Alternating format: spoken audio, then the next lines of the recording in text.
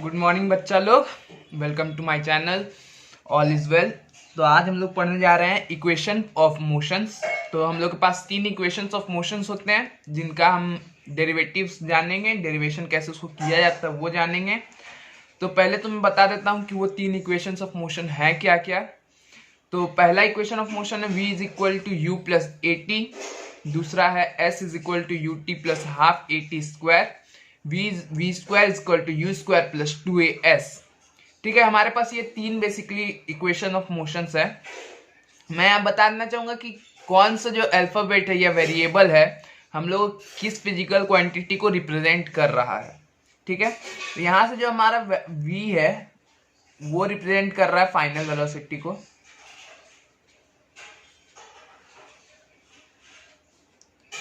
u initial velocity को represent कर रहा है।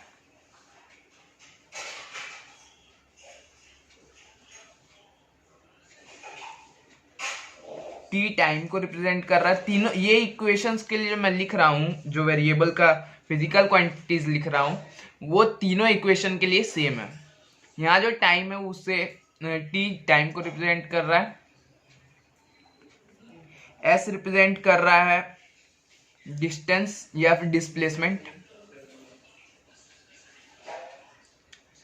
आप लोग जो अभी पढ़ रहे हैं मोशन वन डायमेंशन, तो मोशन वन डायमेंशन के लिए हम लोग का जो डिस्टेंस और डिस्प्लेसमेंट दोनों सेम होता है, क्योंकि इक्वेशन का जो मोशन जो होता है वो हम लोग का एक ही कोऑर्डिनेट पे हो रहा है, एक ही एक्सिस का कोऑर्डिनेट चेंज हो रहा है। इसके कारण से जो डिस्टेंस होगा वो हमेशा डिस्प्लेसमेंट के इक्वल होगा इन टर्म्स ऑफ मैग्नीट्यूड। ठीक है, और वेक्टर क्वांटिटी या डिस्प्लेसमेंट इसलिए डायरेक्शन चेंज हो सकता है। और जो ए है स्मॉल ए, ये एक्सलरेशन ड्यू टू एक्सलरेशन को रिप्रेजेंट कर रहा है। ठीक है, तो बेसिकली हम लोग पहले जो मेथड पढ़ेंगे डिराइव करने के लिए, तो डिराइव करने के लिए हम लोग पहला ग्राफिकल रिप्रेजेंटेशन से सीखेंगे। उसके बाद ग्राफिकल रिप्रेजेंटेशन से सीखने के बाद हम लोग इसको न्यूमेरिकली मतलब कि मैथमेटिकली डिराइव करेंगे बिना ग्राफ के हेल्प से। ठीक है, जो कि अल्टरनेटिव मेथड होगा। आप दोनों आपके लिए इक्वली इंपॉर्टेंट, एग्जाम में दोनों पूछा जा सकता है। तो शुरू करेंगे। हम लोग जो ग्राफ ले रहे हैं ये वेलोसिटी टाइम ग्राफ है। इसका मतलब जो y एक्सिस है वो वेलोसिटी को रिप्रेजेंट कर रहा है और x एक्सिस टाइम को रिप्रेजेंट कर रहा है। तो बेसिकली पहला इक्वेशन जो हम लोग डिराइव कर रहे हैं वो इस तरह से है कि स्लोप जब भी हम लोग निकालेंगे वेलोसिटी टाइम ग्राफ का, तो वो हम लोग को एक्सेलरेशन देगा। ये हम लोग पिछले लेक्चर्स में पढ़ चुके हैं कि स्लोप जो होता है वेलोसिटी टाइम ग्राफ का वो हम लोग को एक्सेलरेशन देता है। तो इसका हम लोग पहले तो ग्राफ का स्लोप निकालेंगे। स्लोप निकालने के लिए जो फॉर्मूला होता है पहले लिख लेंगे, slope of line a B.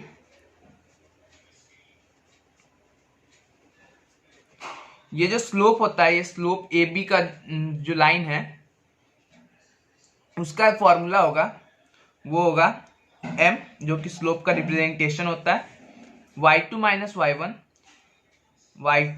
y1 divide by x2 minus x1।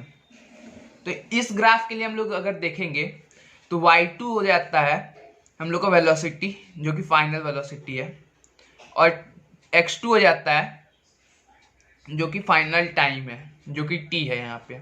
ठीक है, तो y2 एक्चुअली जो x2 y2 है वो इस पॉइंट का कोऑर्डिनेट है,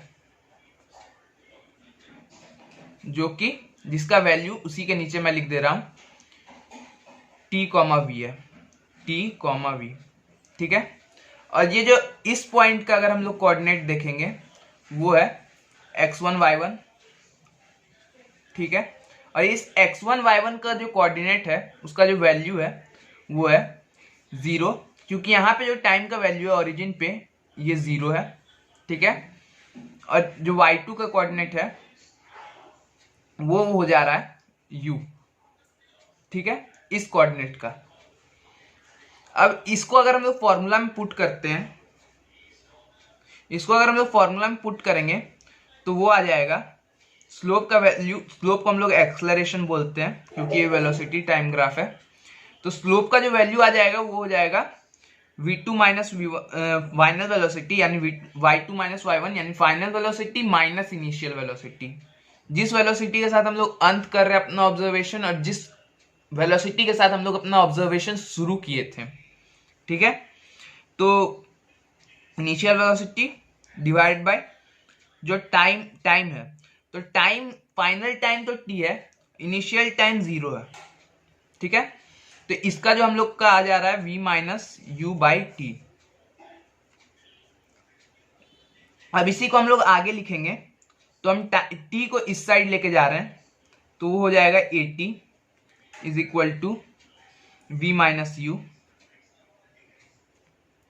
अब इनिशियल वेलोसिटी को अगर हम इस साइड लेके जाते हैं, अपना लेफ्ट हैंड साइड पे लेके जाते हैं, तो वो हो जाएगा initial velocity plus acceleration into time is equal to final velocity, जो कि हम लोग का पहला इक्वेशन ऑफ मोशन है, ठीक है। तो इसी के साथ हम लोग पहला इक्वेशन ऑफ मोशन डिराइव कर लिए, ठीक है। अब इसको हम लोग फिर से देखते हैं हम लोग किए क्या क्या। हम लोग एक वेलोसिटी टाइम ग्राफ लिए जिसका इनिशियल वेलोसिटी u था और फाइनल वेलोसिटी v था, ठीक है। और टाइम पीरियड जो हम लोग जिसका ऑब्जर्वेशन कर रहे हैं वो टाइम पीरियड t था, यानी कि इनिशियली टाइम 0 था, फाइनल टाइम t था, ठीक है। हम लोग जानते हैं कि स्लोप अगर निकालते हैं वेलोसिटी टाइम ग्राफ का तो वो हम लोग को एक्सलरेशन देता है। तो हमने इस लाइन का स्लोप निकाल लिया। स्लोप निकालने पे हम लोग को पता चला m is equal to y2 minus y1 divide by x2 minus x1, जिसका वैल्यू हम लोग अगर सब्स्टिट्यूट करते हैं तो आ जाता है acceleration is equal to v minus u by t. तो इसको फिर हम लोग फर्दर मैनिपुलेट करके अपना इक्वेशन ऑफ मोशन, जो कि हमारा पहला इक्वेशन ऑफ मोशन है, उसको हम लोग डिराइव कर लेते हैं, ठीक है। आई होप कि आपको बात क्लियर होगा। अब हम लोग दूसरे इक्वेशन ऑफ मोशन को डिराइव करेंगे। तो दूसरा इक्वेशन ऑफ मोशन के लिए हम लोग एक और बात जानते हैं कि अगर हम लोग इस ग्राफ में, वेलोसिटी टाइम ग्राफ में, अगर हम लोग एरिया अंडर द कर्व निकालते हैं, तो कर्व के अंदर का जो एरिया है, आई होप कि आपको विजिबल होगा, हाँ। तो एरिया अंडर द कर्व जो है वो हम लोग को देता है डिस्प्लेसमेंट, ठीक है। वेलोसिटी टाइम ग्राफ के अंदर का जो एरिया है वो हम लोग को डिस्प्लेसमेंट देता है। तो अब हम लोग वही कैलकुलेट करेंगे। तो एरिया अंडर द कर्व,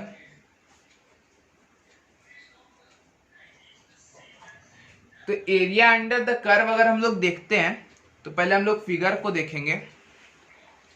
तो फिगर को देखने पे अगर हम लोग इसको डिवाइड करते हैं दो शेप्स में, तो ये ए ई और बी एक्चुअल एक राइट एंगल ट्रायंगल बन जाता है, और ए ओ डी ई, ये ए ओ डी ई जो है ये हम लोग के लिए बन जाता है एक रेक्टेंगल, ठीक है। ये जो ट्रायंगल है ये राइट एंगल ट्रायंगल है और ये एक रेक्टेंगल है। तो हम लोग को इन दोनों का एरिया को सम करेंगे तो हमको इस पूरे जो शेप है जिससे ट्रेपेजियम है उसका हम लोग को एरिया निकल जाएगा। तो इसको हम लोग लिखेंगे area under the curve is equal to area under the curve is equal to area of the triangle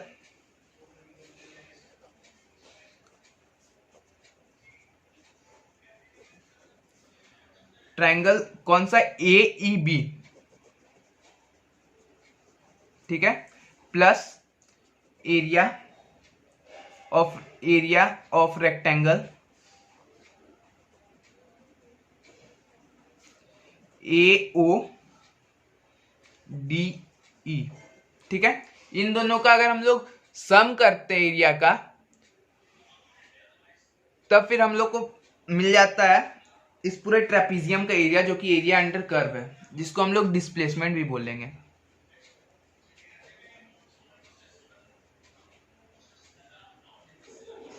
ठीक है, आई होप कि आपको यहां तक बातें क्लियर होगी। अब इसके बाद कुछ नहीं है, सिंपल हम लोग वैल्यू सब्स्टिट्यूट करेंगे, ठीक है। तो एरिया अंदर जो ट्रायंगल जो है, ट्रायंगल का अगर हम लोग एरिया कैलकुलेट करते हैं तो वो हो जाता है बेस यानी कि जो कि यहाँ पर वैल्यू है t, ठीक है। यहाँ पे अगर हम लोग ये लेंथ को देखेंगे, ये लेंथ हो जा रहा है t, 0 से t, यानी कि ये लेंथ t हो गया। और यहाँ से यहाँ का जो लेंथ हो जा रहा है b, जो हम लोग का लेंथ है, वो लेंथ हो जा रहा है v माइनस u। अब ये v माइनस u आया कहाँ से? अगर हम लोग यहाँ से ed का वैल्यू देखते हैं, जो ये वैल्यू है, इसका अगर हम लोग लेंथ देखते हैं, इस लेंथ को हम लोग v बोलेंगे, v माइनस 0। यहाँ पे ये जो लेंथ है ये u हो जाएगा, सॉरी ये जो यहाँ पे u है, तो ये लेंथ u हो जाएगा। और इस पॉइंट से देखेंगे हम लोग, अगर इस पॉइंट से देखते हैं तो ये जो लेंथ आएगा वो v हो जाएगा, ठीक है। तो ये लेंथ v है, ये लेंथ u है। तो अगर हमको यहां से यहां तक का लेंथ चाहिए तो वो तो v माइनस u ही होगा। आई होप कि आपको क्लियर होगा बात। यहां से यहां का लेंथ ed का जो लेंथ है वो u होगा, ठीक है। और यहां से जो bd है, bd, इसका लेंथ v हो रहा है, तो b जो होगा वो तो bd माइनस b होगा ना। तो bd माइनस ed, तो ये लेंथ जो आ जा रहा है वो हो जाएगा v माइनस u। तो हम लोग एरिया ऑफ ट्रायंगल में इसको पुट करेंगे, जो हो जा रहा है हाफ इंटू बेस का वैल्यू हो जाएगा t, इंटू हाइट का वैल्यू हो जाएगा v माइनस u, ठीक है। प्लस अब हम लोग देखेंगे कि नीचे का जो, यहाँ पे अगर हम लोग देखेंगे, यहाँ नीचे का अगर हम लोग रेक्टेंगल का एरिया देखते हैं तो हो जाएगा बेस इंटू हाइट। तो यहाँ पर इसका हाइट अगर हम लोग देखेंगे तो वो u के बराबर है, और बेस देखेंगे तो वो t के बराबर है, ठीक है। तो u इंटू टी, ये एरिया ऑफ रेक्टेंगल हो गया, ठीक है। तो हम लोग देख रहे हैं कि यहां से t और ये t कॉमन आ जाएगा, कॉमन निकाल लेते हैं, is equal to t common आ गया, तो v minus u divide by 2 plus u, ठीक है। अब ये 2 को हम लोग इन दोनों को ऐड करेंगे तो 2 ऊपर चला जाएगा, 2 एलसीएम में आ जाएगा हम लोग का, ठीक है। तो v minus u plus 2u हो जाएगा। तो इसका अगर हम लोग वैल्यू कैलकुलेट करेंगे तो वो हो जाएगा t, v जो यहाँ पे माइनस u प्लस 2u है, तो v प्लस u हो जाएगा। दोनों को ऐड करने पे यहाँ पे u है, माइनस u है, और यहाँ प्लस 2u है, तो माइनस है एक साइड और एक प्लस है, दोनों को ऐड करने पे प्लस होगा, डिवाइड बाई 2, ठीक है। अब यहां पर हम लोग देखेंगे कि t आ रहा है, v है, u है, प्लस v है, ठीक है। तो यहां पर अगर हम लोग v का फॉर्मूला यहां पे सब्स्टिट्यूट करते हैं, यहां पे v का वैल्यू जो होता है हम लोग सब्स्टिट्यूट करेंगे इक्वेशन 1 से। तो हम लोग इक्वेशन 1 क्या था, u plus at is equal to v। तो यहां से v का वैल्यू हम लोग अपना इस इक्वेशन पे लिखेंगे, ठीक है। तो लिखेंगे substituting the value of u v from equation 1। तो इक्वेशन 1 से हम लोग v का वैल्यू यहां पुट कर देंगे, तो वो हम लोग का जो रिजल्टेंट आ जाएगा वो आ जाएगा u plus 80 plus u divide by 2, ठीक है। तो हम लोग t को अंदर ले जाएंगे, t को मल्टीप्लाई करेंगे तो आ जाएगा 2ut प्लस 80 स्क्वायर। यहाँ u और यहाँ u दोनों ऐड हो गया, तो 2ut प्लस 80 स्क्वायर हो जाएगा, डिवाइडेड बाय, पूरा से डिवाइड बाय 2 करेंगे, ठीक है। अब इसको हम लोग इस तरह लिख सकते हैं 2ut divide by 2 plus 80 square divide by 2, ठीक है। अगर हम लोग देखेंगे कि इस चीज को अगर हम लोग ऐड करते हैं, ऐड करेंगे तो एलसीएम नीचे में तो दोनों सेम है, दोनों का डिनोमिनेटर सेम है तो डिनोमिनेटर 2 आ जाएगा और ऊपर का न्यूमरेटर सिंपली ऐड हो जाएगा, रिजल्टिंग जो हम लोग का पहले था। ठीक है, तो यहाँ पर 2 और 2 दोनों को डिवाइड काटा जा सकता है, माने डिवाइड हो जाएगा। ठीक है, तो हम लोग का जो रिजल्टेंट होगा, जो आखिरी प्रोडक्ट होगा, वो होगा ut प्लस हाफ AT²। ये हम लोग का डिस्प्लेसमेंट है, इसीलिए s से रिप्रेजेंट कर रहे हैं। तो ये displacement is equal to ut plus half AT² जो है वो हम लोग का एंड प्रोडक्ट आ गया, जो कि हम लोग का सेकेंड इक्वेशन ऑफ मोशन था। ठीक है, तो इस तरह से हम लोग सेकेंड इक्वेशन ऑफ मोशन को भी डिराइव कर लिए हैं।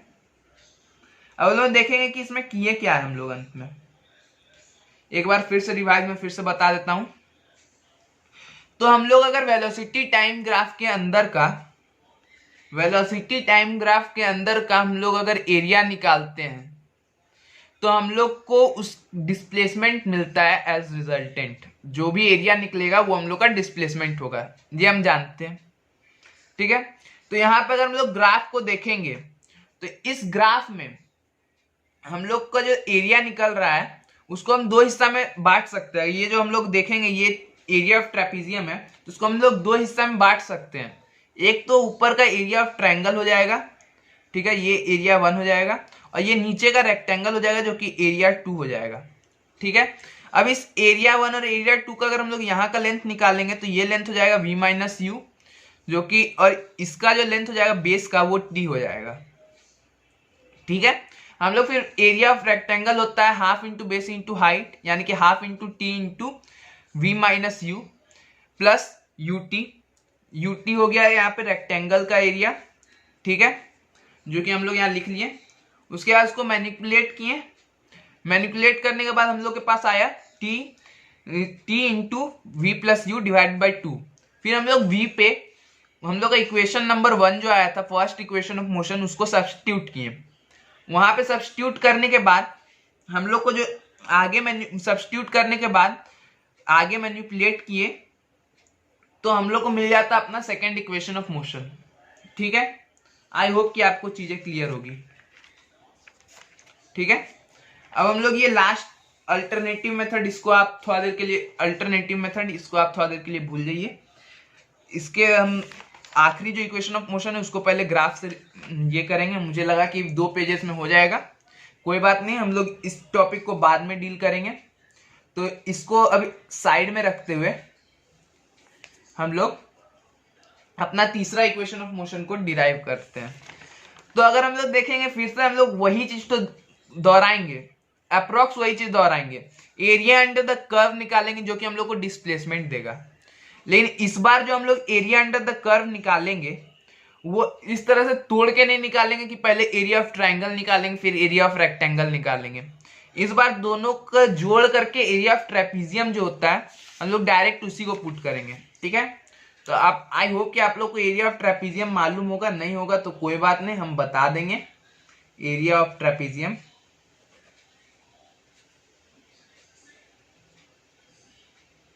ठीक है, स्पेलिंग में हो सकता है एरर हो सकता है, नॉट कंफर्म।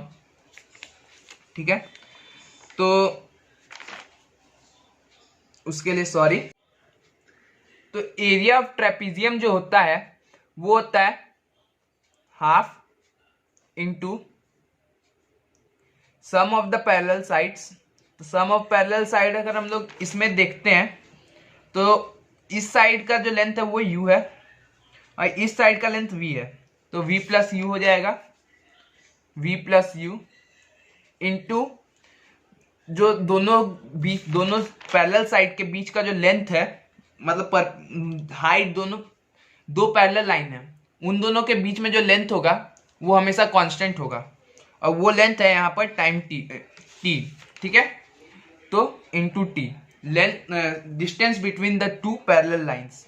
ठीक है, तो हम लोग वैल्यू पुट किए तो हम लोग को ये आ गया वैल्यू। अब हम लोग इस वैल्यू को कैलकुलेट करेंगे तो हाफ v प्लस यू, और हम लोग यहाँ जो टाइम t है इसको फर्स्ट इक्वेशन ऑफ मोशन से लेंगे। ठीक है, अगर हम लोग इस फर्स्ट इक्वेशन ऑफ मोशन पे देखते हैं तो यहाँ जो v minus u by T है इज इक्वल टू a हो जा रहा है।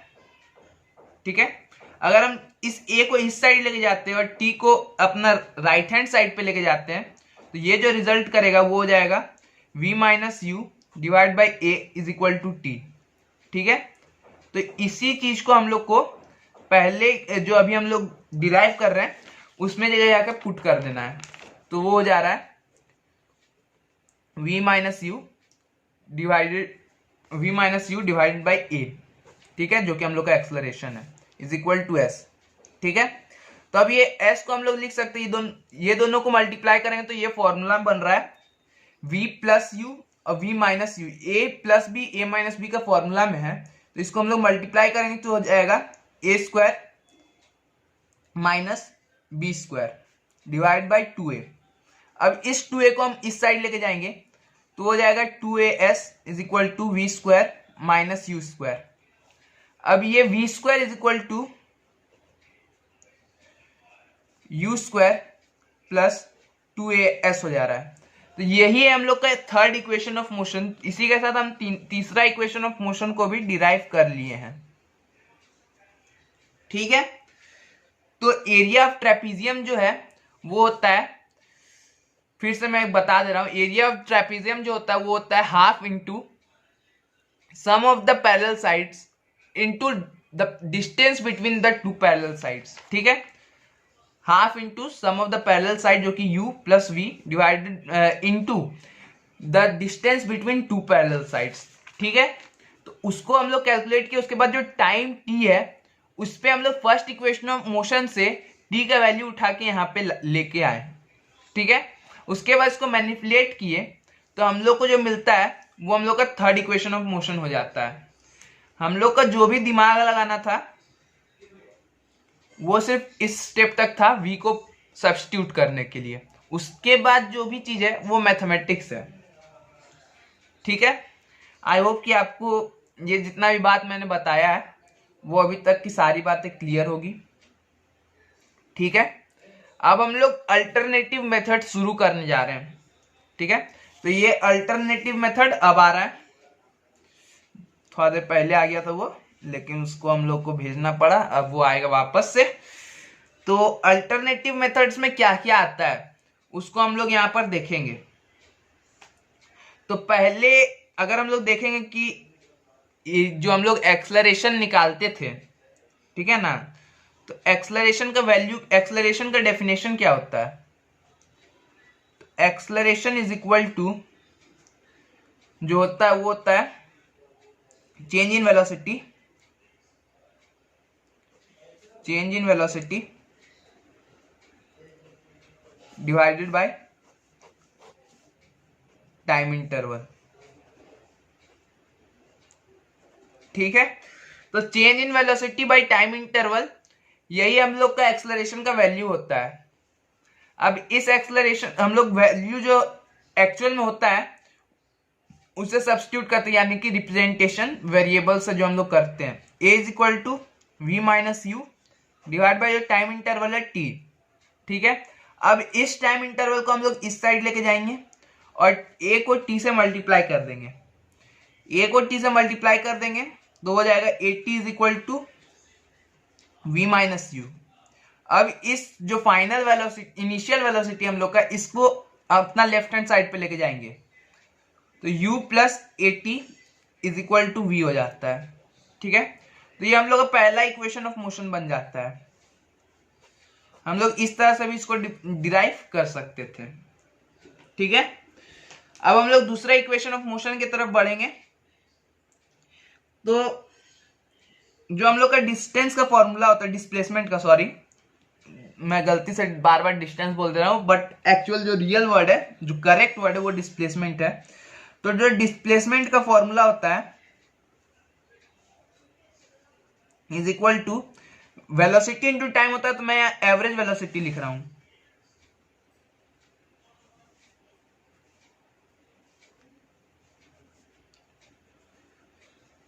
तो यहां पे जो एवरेज वेलोसिटी मैं लिखा हूं वो total displacement by time, total time interval नहीं है, ये लिटरली जो अर्थमेटिक मीन होता है एवरेज का वो है। ठीक है, तो यहाँ पे प्लस लिख दिए, सॉरी, ये इनटू होगा, इतना तो हम सब जान रहे हैं, ये तो लगभग मैंने दूसरा लेक्चर में ही कवर कर लिया था, वेलोसिटी इनटू टाइम डिस्प्लेसमेंट होता है।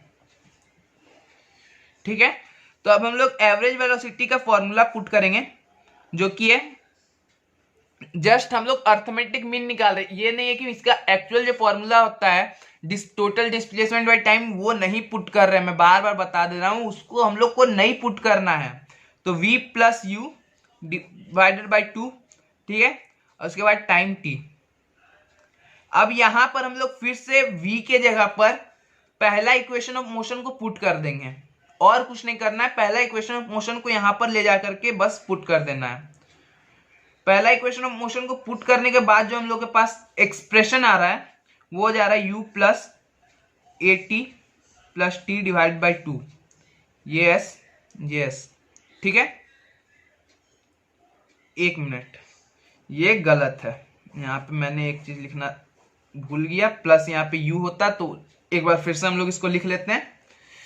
तो उसको सब्स्टिट्यूट करने के बाद जो आ रहा है वहां पे कुछ गलती नहीं था, बेसिकली मैंने यहाँ पे इतना तो लिख दिया था, बस यहाँ पे u जो ऐड करना भूल गया था, इसलिए फिर से लिख देना, सही समझा, क्लियर रहेगा। तो यहाँ पे हम लोग u प्लस यू को ऐड कर देंगे, s is equal to 2u plus a t into t divide by 2, ठीक है, इज इक्वल टू, अब t को उस साइड से मल्टीप्लाई कर देंगे, 2u T plus a t square divide by 2 divide by 2, ठीक है। तो यहां से हम लोग जो s इज इक्वल टू निकल रहा है you t plus half a t square, यहां से हम लोग का दूसरा इक्वेशन ऑफ मोशन डिराइव हो गया है। बेसिकली अगर हम लोग देखेंगे तो ये ग्राफिकल मेथड्स जैसा ही कुछ कुछ है, कुछ कुछ क्या हम लोग जितना भी मैथमेटिकल पार्ट इसमें किए थे, ग्राफिकल मेथड से कैलकुलेशन में किए थे, सब वही है, बस यहाँ पे डिस्प्लेसमेंट का हम लोग फॉर्मूला पुट कर रहे हैं एवरेज वेलोसिटी इनटू टाइम, उसके बाद v प्लस यू बाई 2, जो कि एवरेज वेलोसिटी हम लोग जस्ट मीन निकाल रहे हैं, अर्थमेटिक मीन। तो v plus you by 2 final velocity जो था, इनिशियल वेलोसिटी, दोनों को डिवाइड कर दिए इनटू टाइम, ठीक है। तो यहां पर जो भी है हम लोग v को पुट एग्जीक्यूट, मतलब कि पहला जो इक्वेशन था वहां से उठा के इस पे पुट कर दिए। पुट करने के बाद जितना भी कैलकुलेशन था वो सब नॉर्मली ग्राफ वाला से ही किया गया था, जैसे ग्राफ का रिप्रेजेंटेशन में हम लोग डिराइव किए थे उसी तरह डिराइव किया गया था। उसके आगे जनरली मैथमेटिक्स का पार्ट है, उसके बाद आप नॉर्मल कैलकुलेशन कीजिएगा, u को ऐड कीजिएगा u से, फिर t जो को अंदर ले जाके मल्टीप्लाई करिएगा, मल्टीप्लाई करने के बाद जो आएगा वो 2u बाई 2, जो 2 कैंसिल हो जाएगा, plus a t square by 2। तो हम लोग के पास जो एंड प्रोडक्ट जो बनेगा वो हम लोग का रिजल्टेंट आ जाएगा, displacement is equal to u t plus half a t square, जो कि हम लोग का सेकेंड इक्वेशन ऑफ मोशन है। तो हम लोग का अब आखिरी इक्वेशन ऑफ जो मोशन बचता है उसको डिराइव करना है अल्टरनेटिव मेथड के बाद। उसके बाद हम लोग आज के लेक्चर के साथ पूरा कर लेंगे, और अंतिम लेक्चर इसके बाद वाला लेक्चर होगा जिसमें हम आपके लिए सारा क्वेश्चंस लेके आएंगे, हर एक तरह का क्वेश्चन, जो भी वैरायटी क्वेश्चन हो सकता है आपके एग्जाम में पूछे जा सकते हैं, ठीक है। तो अब आखिरी जो है उसको भी इसी तरह, पहला स्टेप वही होगा, displacement is equal to average velocity into time, ठीक है। अब एवरेज वेलोसिटी का जो फॉर्मूला होता है वही पुट करना है हम लोग, कोई अर्थमेटिक मीन, खाली अर्थमेटिक मीन निकाल रहे, कोई एकदम जो स्टैंडर्ड फॉर्मूला होता है total displacement by total time taken नहीं लगाना है, इनटू टाइम टी, ठीक है। अब इसमें हम लोग पिछले बार क्या किए थे, सेकंड इक्वेशन ऑफ मोशन को डिराइव करने के लिए v का वैल्यू को सब्स्टिट्यूट किए थे, लेकिन यहां पर हम लोग को t का वैल्यू को सब्स्टिट्यूट करना है। तो t का वैल्यू को सब्स्टिट्यूट करने के बाद हम लोग को जो मिलता है प्रोडक्ट वो होता है, जो कि हम लोग पहले जिस तरह ग्राफिकल मेथड में लगाए थे, पहला इक्वेशन ऑफ मोशन से निकाल करके t का वैल्यू यहाँ पुट किए थे, तो हम लोग का आया था v minus u divide by T, displacement को s से रिप्रेजेंट किया जाता है, ठीक है। तो यहां पर हम लोग मल्टीप्लाई करेंगे तो a plus b into a minus b, तो इसको हम लोग लिख सकते हैं s is equal to v square minus u square divide by 2t। अब इस 2t को हम लोग लेफ्ट हैंड साइड में लेके जाएंगे तो ये हो जाएगा 2st। सॉरी, यहाँ रियली वेरी सॉरी, यहाँ पर t नहीं होगा, यहाँ पे a होगा। हम लोग टाइम का वैल्यू को पुट कर रहे हैं तो v माइनस यू बाई ए होता है, तो यहाँ पे a होना चाहिए था, a होगा, ये फिर से a होगा, और अब ठीक चल रहा है हम लोग का। तो बेसिकली हमने यहाँ गलती क्या किया था, टाइम t के को सब्स्टिट्यूट करने के लिए जो फर्स्ट इक्वेशन ऑफ मोशन से जो वैल्यू आता है वो होता है v माइनस यू बाई ए। तो उसी के बाद हम लोग कैलकुलेशंस कर रहे हैं, तो हम लोग के पास ये आ गया। ठीक है, अब इसके बाद अगर आपने ग्राफिकल मेथड को ध्यान से सुना था तो उस केस में भी हम लोग सिर्फ वही किए थे, सब चीज सारा स्टेप सेम था, बस यहाँ पे हम लोग ये displacement is equal to average velocity into time लगा रहे हैं। वहां पे हम लोग एरिया कैलकुलेट किए थे कर्व से, उसके बाद हम लोग के लिए ये एक्सप्रेशन आया था। ठीक है, ये एक्सप्रेशन हम लोग का दोनों केस में आ रहा है, उसके बाद हम लोग उसी को टाइम में सब्स्टिट्यूट कर रहे हैं और आगे करते जा रहे हैं, कोई अंतर नहीं है। ठीक है ना। अब final velocity is equal to u square plus 2as, ये हम लोग का तीसरा इक्वेशन ऑफ मोशन आ गया है। अब आपके बुक में शायद दिया हुआ होगा कि दो अलग अलग केसेस दिए होंगे, स्पेशल केसेस, तो उस स्पेशल केसेस को भी हम लोग यहां डिस्कस कर लेते हैं। ठीक है, तो वो स्पेशल केसेस क्या है, जनरली हम लोग कुछ करना नहीं है। अगर इनिशियली बॉडी एट रेस्ट होता है, अगर बॉडी एट रेस्ट से शुरू करता है ये हम लोग ऑब्जर्वेशन शुरू करते हैं, तो उस केस में अगर बॉडी रेस्ट पे होता है, तो अगर बॉडी रेस्ट पे होता है इनिशियली, तो उसका u का जो वैल्यू होता है वो 0 हो जाता है। अगर u का वैल्यू 0 हो जाएगा तब फिर हम लोग क्या करेंगे कि जहां जहां पे u दिख रहा है वहां पे 0 को सब्स्टिट्यूट कर देंगे। तो उसके वजह से हम लोग का पहला इक्वेशन ऑफ मोशन में होता है वो होता है u plus 80 is equal to v। ठीक है, तो v is equal to u plus 80 हम लोग का पहला इक्वेशन होता है, तो u को अगर हम लोग 0 सब्स्टिट्यूट करेंगे तो u इज इक्वल टू 80 हो जाएगा। ठीक है, दूसरा जो इक्वेशन ऑफ मोशन होता है वो होता है s is equal to u t plus half 80 square. उसमें भी अगर हम लोग u को सब्स्टिट्यूट करेंगे 0 से तो v is equal to half 80 square हो जाएगा। ठीक है, और ये जो लास्ट इक्वेशन ऑफ मोशन था हम लोग का, लास्ट इक्वेशन ऑफ मोशन में अगर वो होता है v square is equal to u square plus 2as। ठीक है, वहां पे भी अगर हम लोग u के जगह पे 0 लिखते हैं तो वो हो जाएगा v square is equal to 2as। ठीक है, तो ये हो गया एक स्पेशल केस जहां पे हम लोग बॉडी, हम लोग का जब ऑब्जर्वेशन शुरू कर रहे हैं तो बॉडी रेस्ट पे है। अब दूसरा केस जो आ रहा है वो होता है बॉडी रिटार्डिंग। तो अगर हम लोग बॉडी रिटार्डिंग मोशन कर रहे हैं, यानी कि एक्सलरेशन अगर नेगेटिव होता है, एक्सलरेशन उस केस में नेगेटिव होता है, तो हम लोग जहां पर भी एक्सलरेशन पॉजिटिव में ले रहे हैं वहां पे हम लोग एक्सलरेशन को नेगेटिव में लेना पड़ेगा, और कुछ नहीं है। ठीक है, तो एक्सलरेशन को अगर हम लोग बॉडी का वेलोसिटी कंटिन्यूसली डिक्रीज हो रहा है यानी कि एक्सलरेशन नेगेटिव में आ रहा है, अगर एक्सलरेशन नेगेटिव में आ रहा है तो उसका वैल्यू अगर हम लोग नेगेटिव से सब्स्टिट्यूट करते हैं यानी कि a is equal to minus से हो जा रहा है, उसी चीज को हम लोग पहला इक्वेशन, दूसरा इक्वेशन और तीसरा इक्वेशन में सब्स्टिट्यूट करेंगे, और कुछ नहीं है। ठीक है, तो v is equal to u minus 80 हो जाएगा, प्लस होता था माइनस हो गया।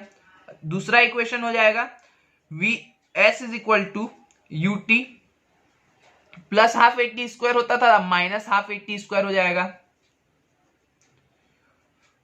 और तीसरा केस जो है यानी कि तीसरा इक्वेशन ऑफ मोशन जो है वो v square is equal to u square plus 2as होता था माइनस 2as हो जाएगा। यहाँ पे हम लोग अब जो इक्वेशन में अगर हम लोग आगे क्वेश्चन सॉल्व करेंगे तो ऐसा नहीं है कि हम लोग देखेंगे बॉडी रिटार्डेशन कर रहा है, ये वाला फॉर्मूला अप्लाई करेंगे और उसके बाद हम लोग नेगेटिव साइन नहीं इस्तेमाल करेंगे एक्सलरेशन के साथ।